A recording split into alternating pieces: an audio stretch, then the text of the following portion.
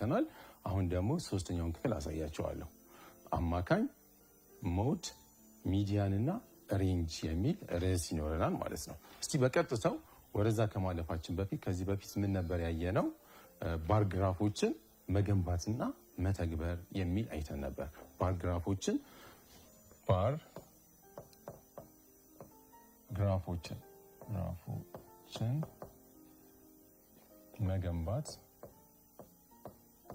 መገንባት እና መተርጎም።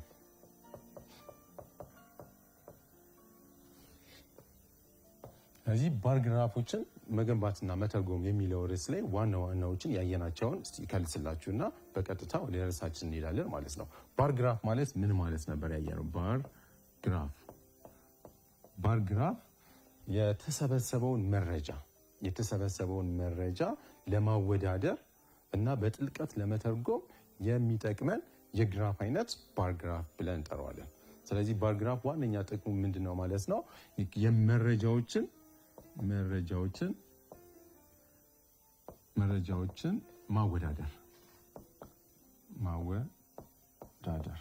ማወዳደር ይሆናል ማለት ነው። ዋናው ጥቅሙ ግራፉን አይተን ይሄኛው ከዚህኛው ይበልጣል የሚለውን ለመረዳት ያስችለናል ማለት ነው። ስለዚህ መረጃዎችን ለማወዳደር እንጠቀምበታለን ማለት ነው። ጥሩ። ባር ግራፎችን እንዴት አድርገን መገንባት እንችላለን? ባር ግራፎችን እንዴት ነው መስራት የምንችለው? ከቋሚና ከአግድም መስመር በሚገናኙበት ጊዜ ለምሳሌ ግራፋችን እንደዚህ ቢሆን እንደ አይነት ውቅር ቢኖረን የሸ ውቅርና የቀ ውቅር ላይ ነው ግራፉን የምንሰራው። ስለዚህ እንዲህ አድርጌ ከሰራው ይኸው ተመልከቱት። አንድ ቋሚ መስመር አለን፣ አግድም መስመር አለን። ስለዚህ ቋሚ መስመሩንና አግድም መስመሩን አገናኝተን ነው ማለት ነው ባሩን የምንሰራው። ባር ግራፍ የምንለው እንዲህ የሚመሳሰል የግራፍ አይነት መሆኑን ከዚህ በፊት አሳይቻቸዋለሁ። ባር ግራፍ ሁለት አይነት ባር ግራፎች አሉ። ምንና ምን? አምዳዊ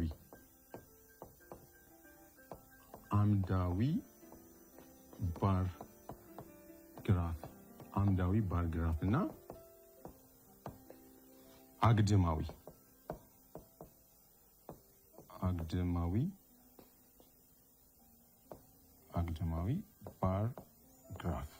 አግድማዊ ባር ግራፍ ብለን በሁለት እንከፍለዋለን።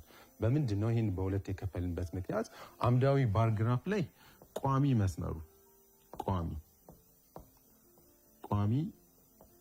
መስመሩ ምንድነው መሆን ያለበት? የመረጃውን ብዛት ይይዝልናል ማለት ነው። ቋሚ መስመሩ የመረጃ ብዛት ይይዝልናል። እንዲሁም ደግሞ አግድም መስመሩ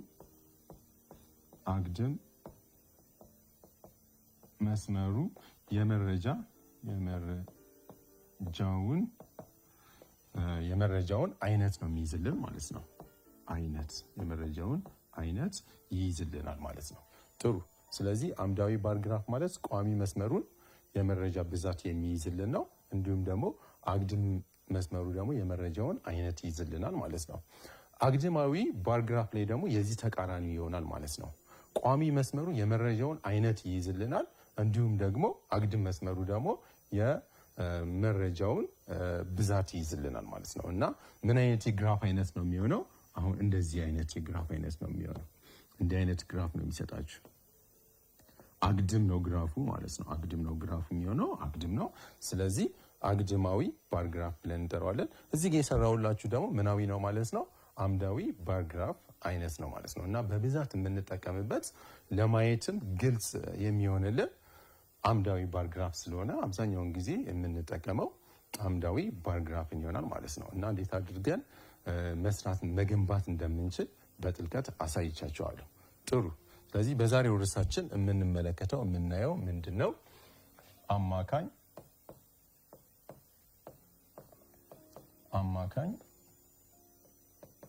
ሞድ፣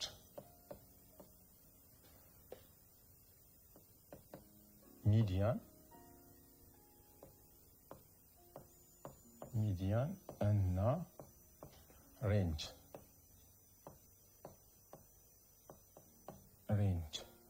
እነዚህ ርዕሶች ይሆናል። ስለዚህ በዳታ ከሰበሰብን በኋላ አማካኝን እንዴት አድርገን ማግኘት እንችላለን፣ ሞድን እንዴት ማግኘት እንችላለን፣ ሚዲያን እና ደግሞ ሬንጅን እንዴት ማግኘት እንደምንችል አሳያቸዋለሁ ማለት ነው። አንድ በአንድ እናያለን። አሁን የመጀመሪያ የምንመለከተው አማካኝ ነው።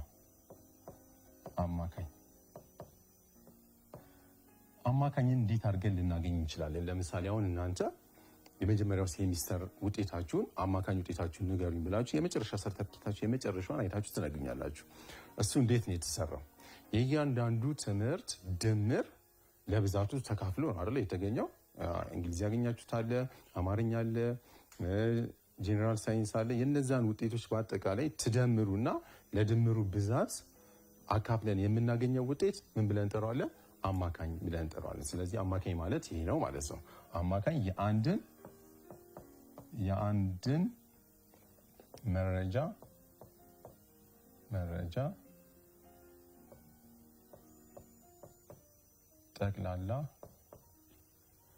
ጠቅላላ ድምር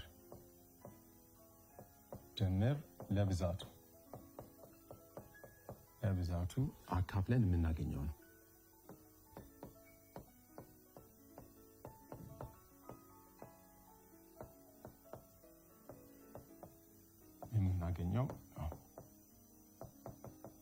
ጥሩ። ስለዚህ አንድ ቀመር እዚህ ጋር እናስቀምጥና አማካኝ ማለት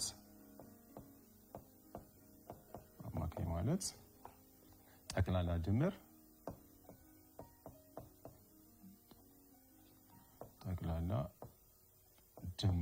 ሲካፈል ለብዛት ነው ማለት ነው። ለብዛት ላሉን የመረጃ ብዛት አካፍለን የምናገኘው ውጤት ይሆናል ማለት ነው። ይሄንን ቀመር እንጠቀማለን ማለት ነው። እስቲ በምሳሌ እንየው።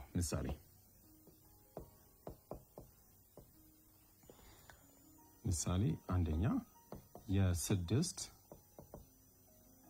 12 18 13 እና 6 አማካኝ ፈልጉ። ጥሩ። ስለዚህ አሁን የ6 አለን 12 18 13 እና 6 የነዚህ አማካኝ ነው ፈልጉ የተባላችሁት 1 2 3 4 5 አሉን ማለት ነው። አሁን ለምሳሌ እነዚህ አጋማሽ ላይ የተፈተናችሁት የፈተና ውጤት ቢሆን የእያንዳንዱ ትምህርት የ6 ትምህርቶች አማካኛችሁ ስንት ነው ተብሎ ቢጠየቅ የመጀመሪያው ውጤት 6 አግኝታችኋል። ቀጥሎ 12 አለን 18 13 እና ስንት አለን? 6። ስለዚህ ቀመራችንን ተጠቅመን መስራት ነው የሚሆነው ማለት ነው። ጥሩ። ስለዚህ አማካኝ መፍትሄ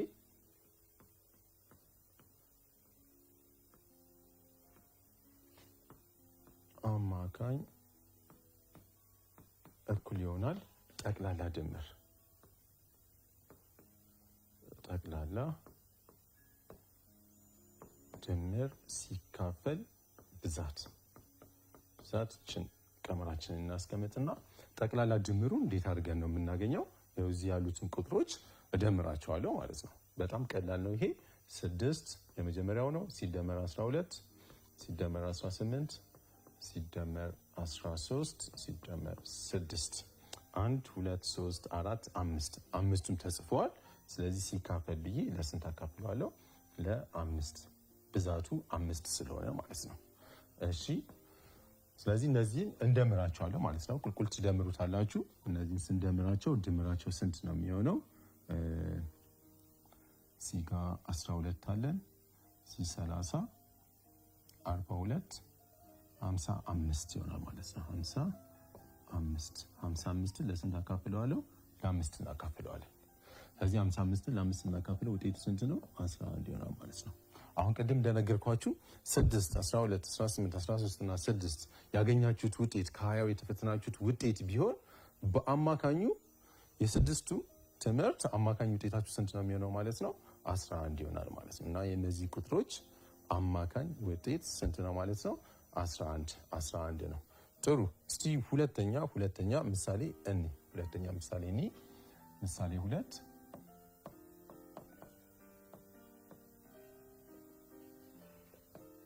የአራት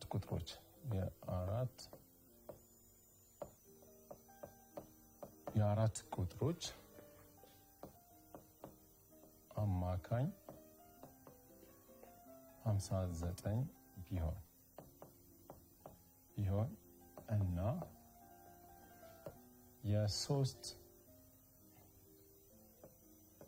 የሶስት ቁጥሮች አማካኝ ደግሞ 24 ቢሆን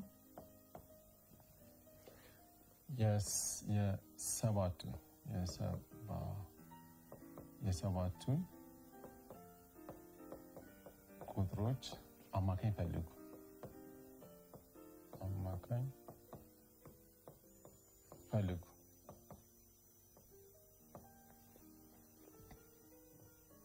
ጥሩ ጥያቄ ውስጥ ምንድን ነው የሚለው? የአራት ቁጥሮች አማካኙ ተሰጥቷቸዋል። የአራቱ ቁጥሮች አማካኝ ስንት ነው?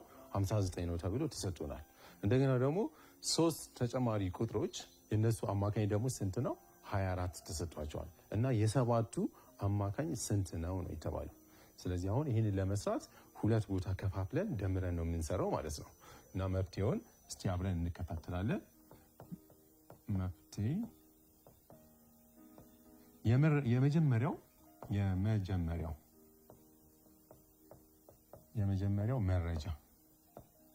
የመጀመሪያው መረጃ ምንድን ነው የሚነግረን?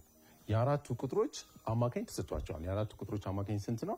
59 ነው። እና ቅድም እንደነገርኳችሁ እዚህ ጋር አማካኝ ማለት ምን ማለት ነው? ጠቅላላ ድምር ለምን ስናካፍለው? ጠቅላላውን ድምር ለብዛቱ ስናካፍለው ነው የምናገኘው ብዛት። ስለዚህ የአራቱ ቁጥሮች አማካኙ ተነግሮናል፣ ግን ጠቅላላ ድምራቸው ስንት ነው የሚለውን አናውቅም። ስለዚህ ጠቅላላ ድምራቸው መጀመሪያ እንፈልጋለን ማለት ነው። እዚች ጋር በውስጥ አዋቂነት አንድ አለው ብለን ክሪስ ክሮስ ብናደርግ አንድ ሲባዛ በጠቅላላ ድምር ይሰጣቸዋል። ጠቅላላ ድምር እኩል ይሆናል አማካኝን በማን እናባዛዋለን ማለት ነው? በብዛቱ እናባዛለን ማለት ነው። ስለዚህ አማካኝ ሲባዛ ብዛት ይችን ቀመር እንወስዳለን ማለት ነው። ያው ቅድም የነገርኳችሁ ቀመር ነው፣ ግን ክሪስ ክሮስ አድርገን ሌላ ፈልገናል ማለት ነው። ምንን? ጠቅላላ ድምርን የምናገኝበትን ቀመር አግኝተናል ማለት ነው። ጥሩ። ስለዚህ የመጀመሪያውን መረጃ ወስደን ጠቅላላ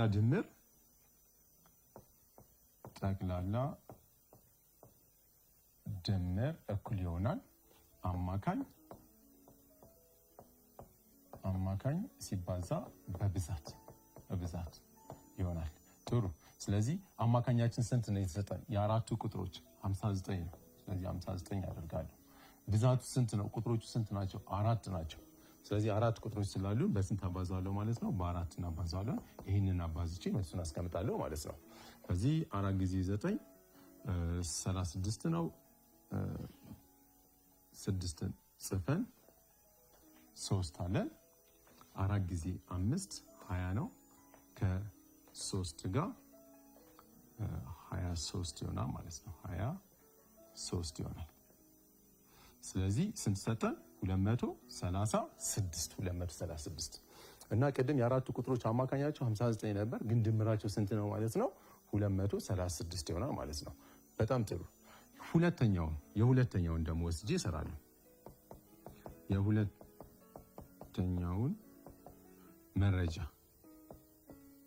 የሁለተኛውን መረጃ ወስደን ስንሰራ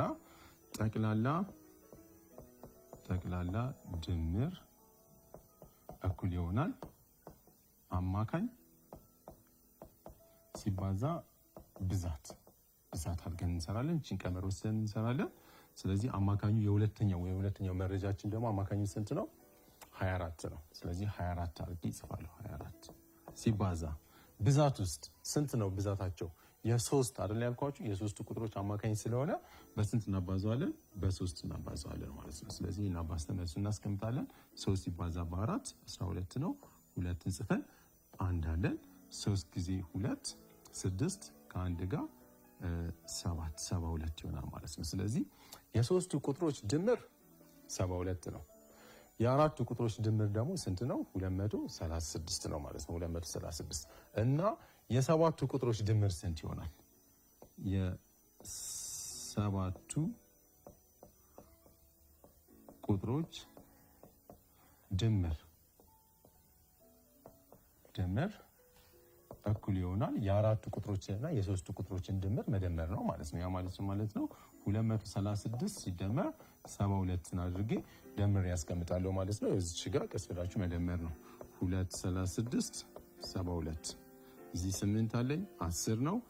ዜሮን ጽፈን አንድ አለን 300 ስንት 308 ይሰጣቸዋል ማለት ነው። ጥሩ።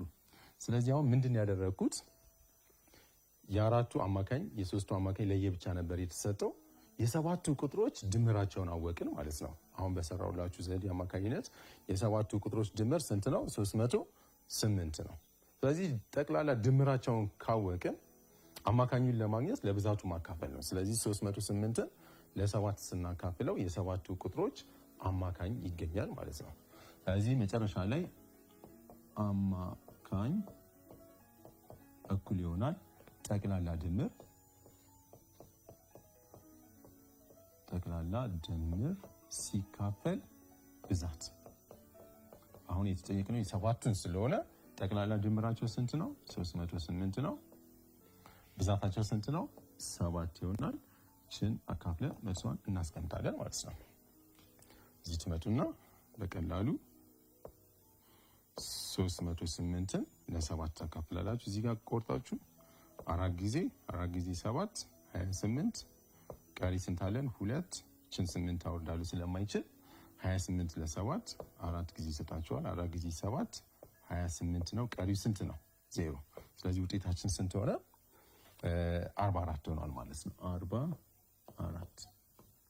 ጥሩ። ስለዚህ የአራት ቁጥሮች አማካኝ 29 ከሆነ የሶስት ቁጥሮች አማካኝ ስንት ከሆነ 24 ከሆነ የሰባቱም ቁጥሮች አማካኝ ስንት ነው ማለት ነው? 44 ይሆናል ማለት ነው። አሁን በሰራውላችሁ መሰረት። ስለዚህ አሁን ያሳየዋችሁ አማካኝን ነው። ቀጥሎ ደግሞ ምን እናያለን? ሞድን እናያለን ማለት ነው። ሞድ ይሄ ሁለተኛው ነው። ሁለተኛው ሞድ። እንግዲህ ሞድ ደግሞ ምን ማለት ነው? አንድ የተሰጠን መረጃ ይኖረናል። እዛ መረጃ ውስጥ ከተሰጡን ቁጥሮች ውስጥ በድግግሞሽ ከፍተኛ የሆነው ቁጥር ምን ብለን እንጠራዋለን? ሞድ ብለን እንጠራዋለን። በድግግሞሽ ከፍተኛ የሆነው ለምሳሌ አንድ የተሰጠን ቁጥር 7 ለምሳሌ 3 ተደጋግሞ ሌሎቹ ቁጥሮች ደግሞ አንዳንዴ ወይም ደግሞ ሁለቴ ከተጻፉ 7 ከሌሎቹ በተለየ ሁኔታ ተደጋግሞ ተጽፏል ማለት ነው። እና 7 ምን ተብሎ ይጠራል? ሞድ ብለን እንጠራዋለን። በአንድ ዳታ ላይ ግን አንድ ብቻ ሞድ ላናገኝ እንችላለን። ባለ 1 ሞድ ሊኖር ይችላል፣ ባለ 2 ሞድ ሊኖር ይችላል፣ ባለ 3 ሞድ እያለ ሊሄድ ይችላል። ምንም ሞድ ደግሞ ላይኖረን ይችላል። ምን ማለት ነው? ምንም ሞድ የሁሉም ቁጥሮች ብዛት እኩል ከሆነ ለምሳሌ አንዳንዴ ሁሉም ከተጻፉ ሞድ የለንም ማለት ነው። ሞድ የለሽ ብለን እንጠራዋለን ማለት ነው። መረጃችን ሞድ የለሽ ተብሎ ይጠራል። እና እስቲ እንጻፈው።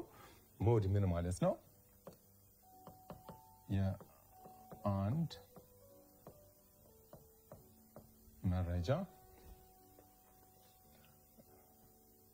የአንድ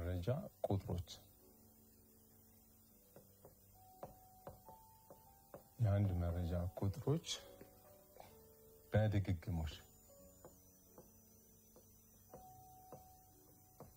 በድግግሞሽ ከፍተኛ የሆነው ቁጥር ሞድ ይባላል።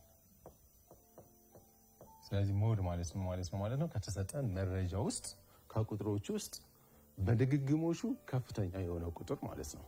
ከፍተኛ የሆነው ቁጥር ሞድ ብለን እንጠራዋለን። እዚህ ጋር ቅድም እንደነገርኳችሁ ማስታወሻ የምትወስዱት ባለ 1 ሞድ ይኖረናል፣ ባለ 2 ሞድ ይኖረናል፣ ባለ 3 እያለን እንደዛ መሄድ እንችላለን ማለት ነው። ስለዚህ የአንድ መረጃ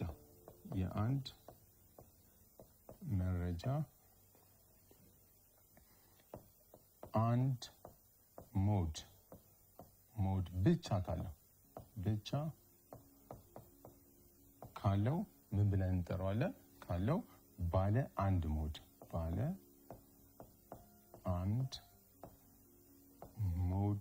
ይባላል። ባለ አንድ ሞድ ብለን እንጠራዋለን ማለት ነው። የአንድን መረጃ ያው እዚህ ጋር የአንድን መረጃ ሁለት ሞድ ብቻ ካለው ባለ ስንት ይባላል? ባለ ሁለት ሞድ ይባላል። ስለዚህ ባለ ሁለት ሞድ ብለን እንጠራዋለን ማለት ነው። ባለ ሶስትም ከሆነ እንደዚሁ ነው ማለት ነው። የአንድ መረጃ ሶስት ሞድ ብቻ ካለው ባለ ሶስት ሞድ ይባላል። እና ቅድም እንደነገርኳችሁ ሁሉም ቁጥሮች በድግግሞሽ እኩል ከሆኑ ሞድ የለሽ ብለን ነው የምንጠራው ማለት ነው። ምንም አይነት ሞድ የለውም ብለን እንጠራዋለን። ስለዚህ እነዚህ ማስታወሻዎች በደንብ አድርጋችሁ ትይዛላችሁ። እስቲ ምሳሌ እንስራ። ምሳሌ የሚከተሉትን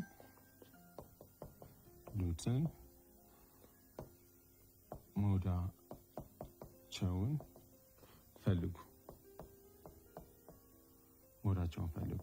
ጥሩ ሀ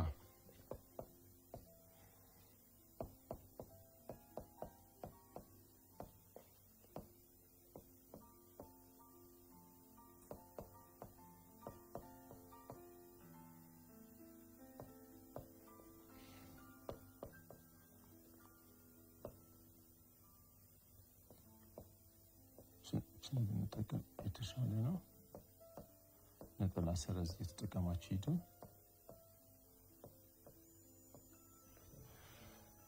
8 5 እስቲ 4 8 6 5 8 3 እና 5 እነዚህን እንውሰድ። በጣም ጥሩ። ስለዚህ አሁን የሰጠኋችሁ ምንድን ነው? የሚከተሉትን ሞዳቸውን ፈልጉን ያልኳችሁ የነዚህ ሞድ ነው የምንፈልገው።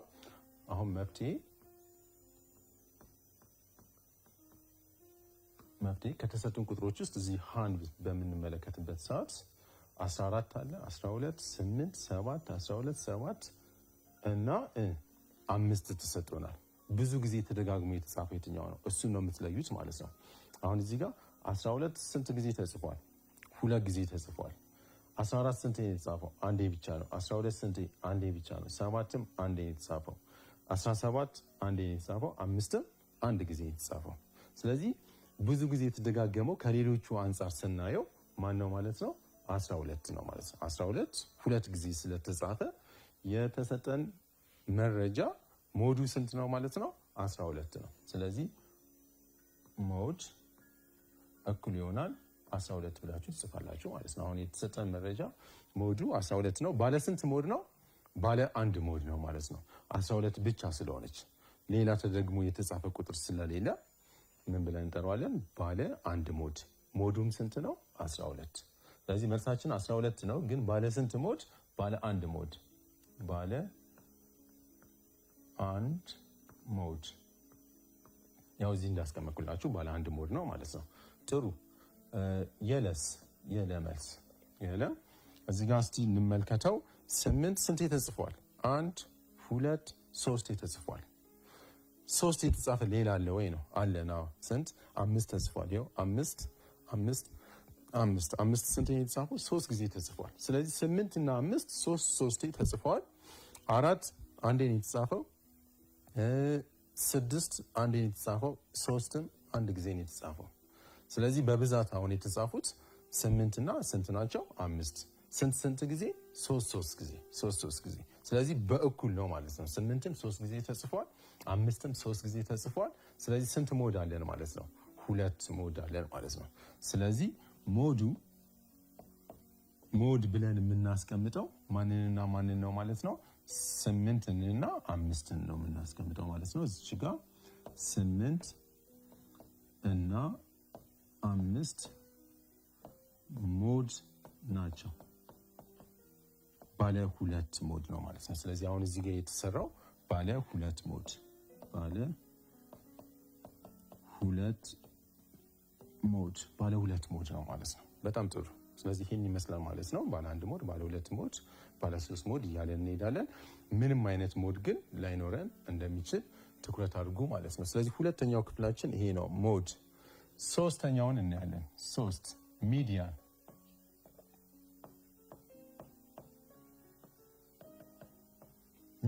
ስለዚህ አሁን ሚዲያን ምን ማለት ነው?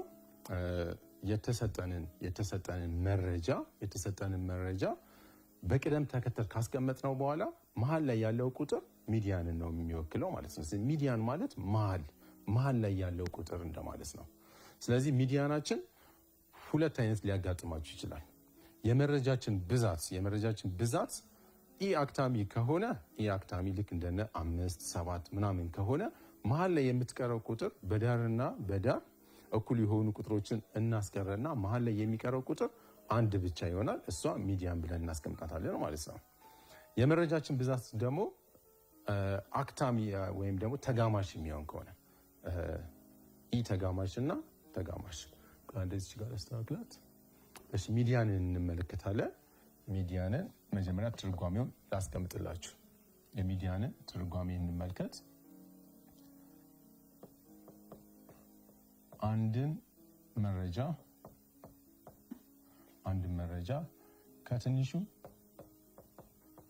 ከትንሹ ወደ ትልቁ ወይም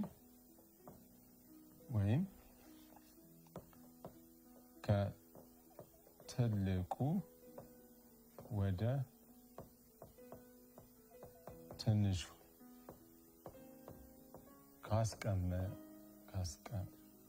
ካስቀመጥን በኋላ መሀል ያለው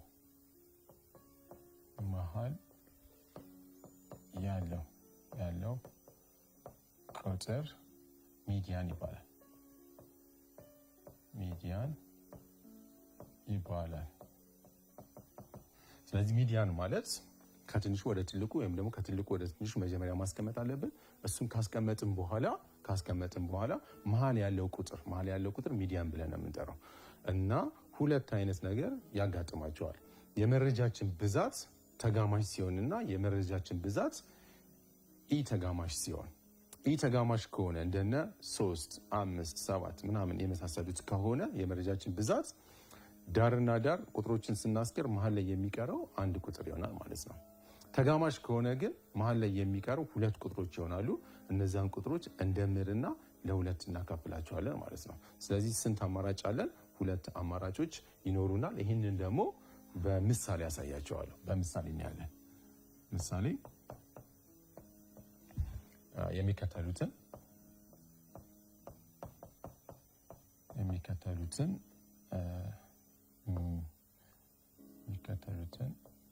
መረጃዎች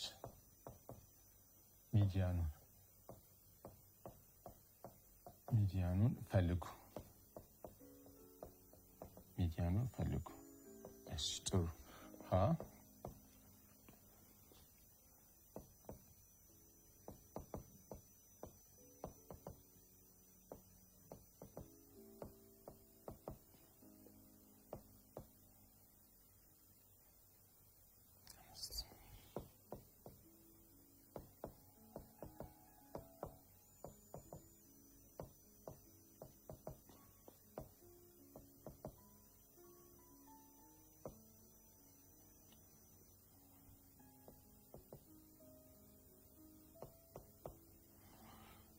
በጣም ጥሩ። እስቲ የነዚህን ቁጥሮች ሚዲያን ፈልገን የሁለቱንም አይነት ምሳሌዎች እናያለን ማለት ነው።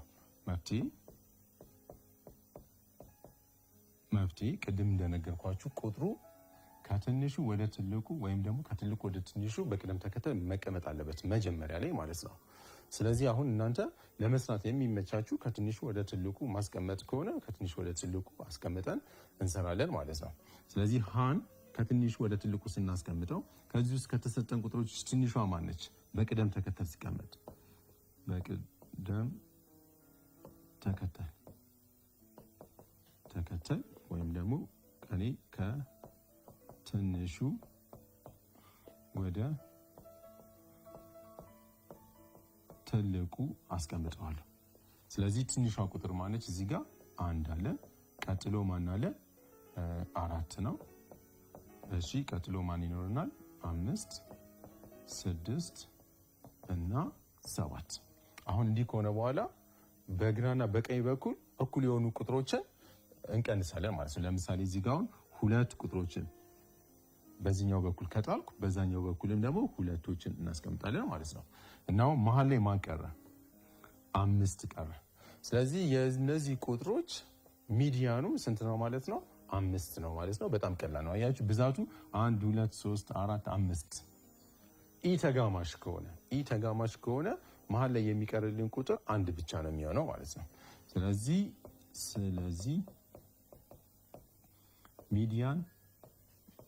ሚዲያን እኩል ይሆናል ስንት ይሆናል? 5 ጨረሳችሁ ማለት ነው። አሁንም በቅደም ተከተል ከትንሹ ወደ ትልቁ ታስቀምጣላችሁ በቅደም ተከተል። እዚህ ጋር ያሉትን በቅደም ተከተል ስናስቀምጣቸው ትንሿ ቁጥር ማለች 8 አለን። ቀጥሎ 9 ነው። 10 ኦኬ እሺ 8 9 10 12 13 14 13 እና 14 ብዛታቸው ስንት ነው? 1 2 3 4 5 6 ናቸው። አሁን 3 ከግራና ከቀኝ በኩል 3 ላስቀምጥ ብል እዚህ ጋር 3ቱን ትቼ እዚህ ጋር 3ቱን መሀል ላይ የሚቀር ቁጥር አይኖርም ማለት ነው። ስለዚህ ግዴታ 2 ነው የምናስቀምጠው። 2ቱን እዚህ ጋር ተዋለው፣ በዚህም በኩል 2ቱን ተዋለው። መሀል ላይ ስንት ቁጥሮች ቀሩ? 2 ቁጥሮች ቀሩልን ማለት ነው። ስለዚህ እነዚህን ቁጥሮች እንደምርና ለ2 እናካፍለዋለን ማለት ነው። እና ሚዲያኑ ምን ይሆናል? ሚዲያን እኩል ይሆናል 10 ሲደመር 12 ሲካፈል ለ2 ይሆናል ማለት ነው። 10 እና 12 ደምሩ 22 ታገኛላችሁ። ለ2 ስታካፍሉት ውጤቱ ስንት ነው? 11 ይሆናል ማለት ነው። ስለዚህ እዚህ የተሰጠን ቁጥር ሚዲያኑ ምንም ባይጻፍ ስንት ነው ማለት ነው? 11 ነው ማለት ነው። እዚህ ውስጥ ላይኖር ይችላል፣ ግን ሚዲያናችን ስንት ነው? 11። ጥሩ። ስለዚህ ሚዲያንን በእንደዚህ አይነት መንገድ መፈለግ እንችላለን። 2 አይነት ነገር እንደሚያጋጥማችሁ አሳይቻችኋለሁ። የመጨረሻው የሚሆነው ሬንጅ ነው። አራተኛው ሬንጅ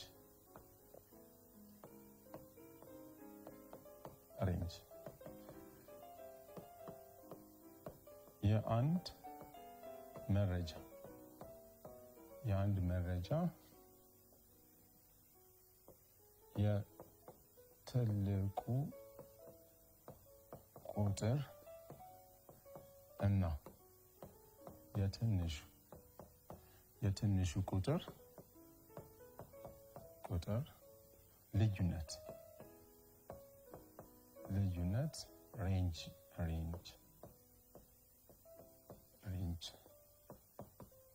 ተብሎ ይጠራል።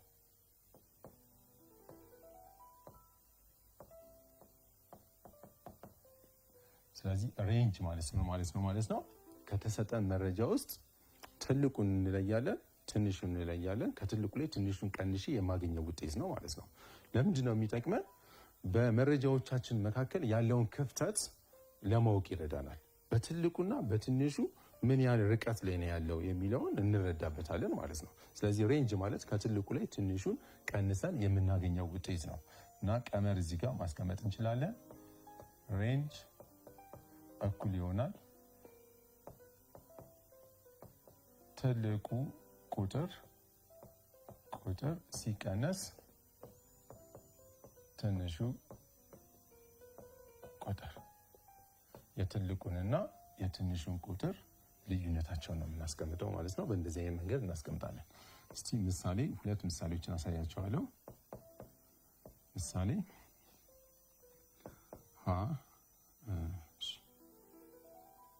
ምሳሌ የሚከተሉትን መረጃዎች ሬንጅ ፈልጉ። እሺ 104 15 4 38 እና 99 አሁን እዚህ ጋር ይህን መረጃ ሰጥቻቸዋለሁ። የዚህ መረጃ ምኑ ነው የምንፈልገው? ሬንጁን ነው የምንፈልገው ማለት ነው። ጥሩ እሺ፣ መፍትሄ። ስለዚህ የመጀመሪያው ስራችን ሬንጁን ለማግኘት ምንድነው የምናደርገው? ትንሹንና ትልቁን መፈለግ ብቻ ነው እና ሌሎቹ ቁጥሮች ውጤቱ ላይ ምንም ለውጥ አያመጡም ማለት ነው። ስለዚህ ትልቁ ቁጥር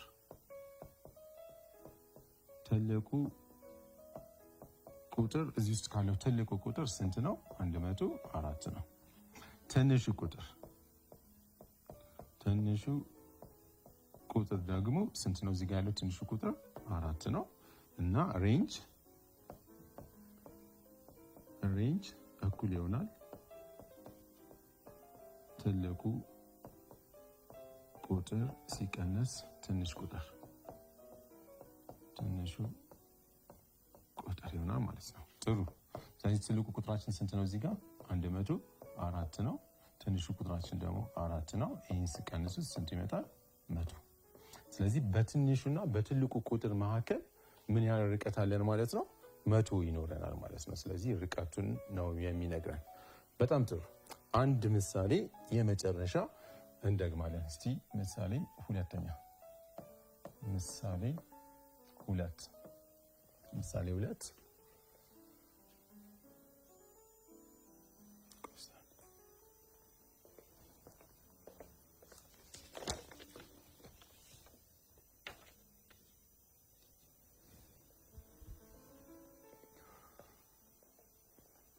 በጣም ጥሩ። እስቲ ሁለተኛ ምሳሌያችንን እንመልከት። ምሳሌ 2 የእንግሊዘኛ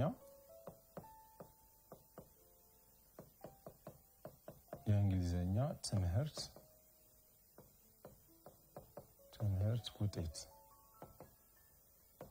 ውጤት ሬንጅ 75 ነው።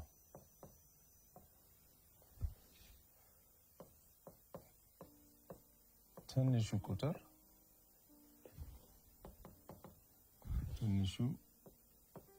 ቁጥር 15 ቢሆን ትልቁን ቁጥር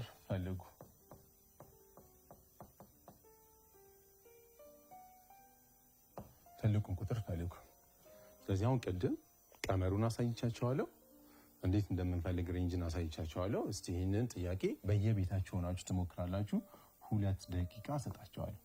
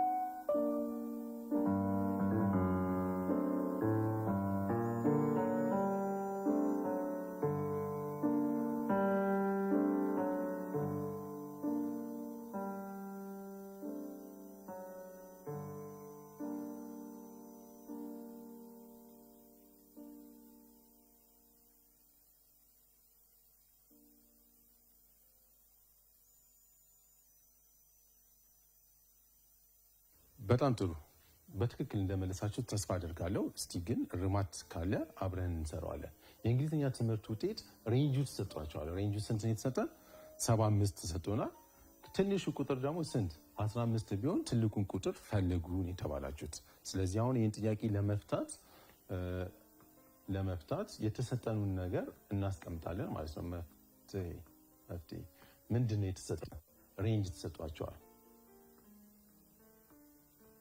ሬንጅ ስንት ነው የተሰጠን? 75 ተሰጧቸዋል። እንዲሁም ደግሞ ትንሹ ቁጥር ተሰጧቸዋል። ትንሹ ቁጥር ስንት ነው የተሰጠን? 15 ተሰጥቶናል። አሁን የተጠየቅነው ምንድነው? ትልቁን ቁጥር ነው። ትልቁ ቁጥር እኩል ይሆናል ምን ያህል ነው ተብላችሁ ተጠይቃችኋል። ስለዚህ በቀጥታ ወዴት ነው የምንሄደው? ወደ ቀመራችን ነው የምንሄደው ማለት ነው። ሬንጅ እኩል ይሆናል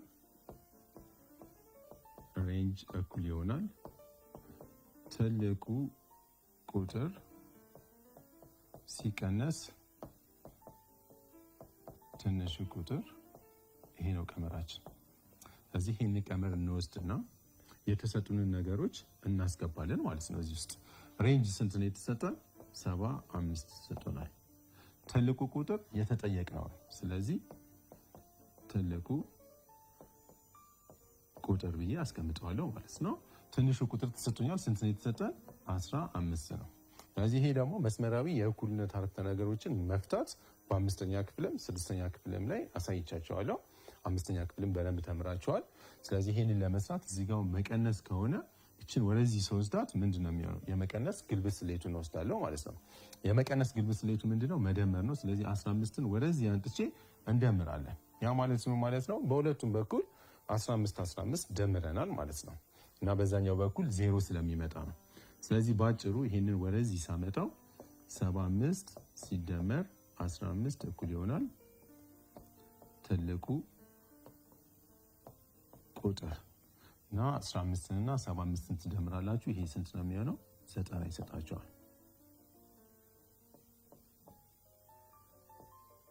ትልቁ ቁጥር። ስለዚህ ትልቁ ቁጥር ስንት ነው ማለት ነው? 90ን አግኝተናል። መፍትሄያችንን አግኝተናል ማለት ነው። በጣም ጥሩ። ስለዚህ በዛሬው ክፍለ ጊዜያችን ምን ነገሮችን አይተናል?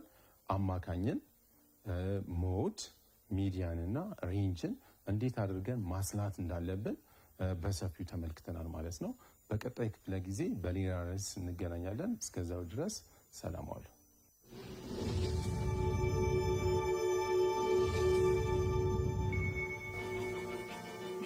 Hello. Hi, welcome. What's your name, please?